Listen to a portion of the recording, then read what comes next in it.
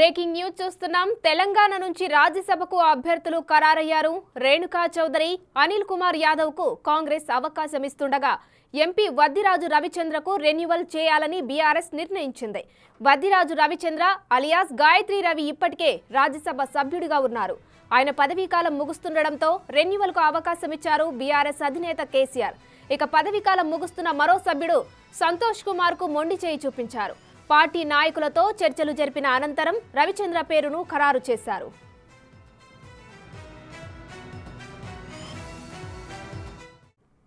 తెలంగాణ నుంచి రాజ్యసభకు అభ్యర్థులు ఖరారయ్యారు. దీనికి సంబంధించిన పూర్తి డీటెయిల్స్ మా ప్రతినిధి సైదులు ఫోన్ లైన్ లో అందిస్తారు. సైదులు చెప్పండి, తెలంగాణ నుంచి రాజ్యసభకు అభ్యర్థులను ఖరారు చేశాయి ఆయా పార్టీలు. దీనికి సంబంధించిన అప్డేట్స్ ఏంటి? ఉమా, కొద్దిసేపటి క్రితమే బీఆర్ఎస్ పార్టీ అధినేత అయినటువంటి కేసీఆర్ బీఆర్ఎస్ రాజ్యసభ అభ్యర్థి పేరును ఖరారు చేశారు. అయితే వద్దిరాజు రవిచంద్రకు మరోసారి అవకాశం కల్పించారు. అయితే ఆ సంఖ్యాబలాన్ని బట్టి మనకి రాజ్యసభ అభ్యర్థులు ఉంటారు నేపథ్యంలో వాస్తవంగా మనకి తెలంగాణ రాష్ట్రంలో 3 రాజ్యసభ అభ్యర్థులు ఖాళీ అయిన సంగతి అందరికీ తెలిసిందే. సో ఆ స్థానంలో ఇప్పుడు ఉన్నటువంటి ఎమ్మెల్యేల సంఖ్యాబలాన్ని బట్టి కాంగ్రెస్ కు 2, బీఆర్ఎస్ కి 1 దక్కే అవకాశం ఉన్న నేపథ్యంలో అయితే ఇప్పుడు ప్రస్తుతం ఉంటున్నటువంటి రాజ్యసభ అభ్యర్థిగా ఉన్నటువంటి వద్దిరాజు రవిచంద్ర గాయత్రి రవిగా చాలా మందికి సుపరిచితుడు. సో అతన్నే మరోసారి రెన్యువల్ చేయాలని చెప్పేసి కూడా ఇటు ఎమ్మెల్యేలు అందరితో కూడా సమావేశం అయిన తర్వాత కేసీఆర్ ఈ నిర్ణయం తీసుకున్నారు. అయితే వాస్తవంగా మున్నూరు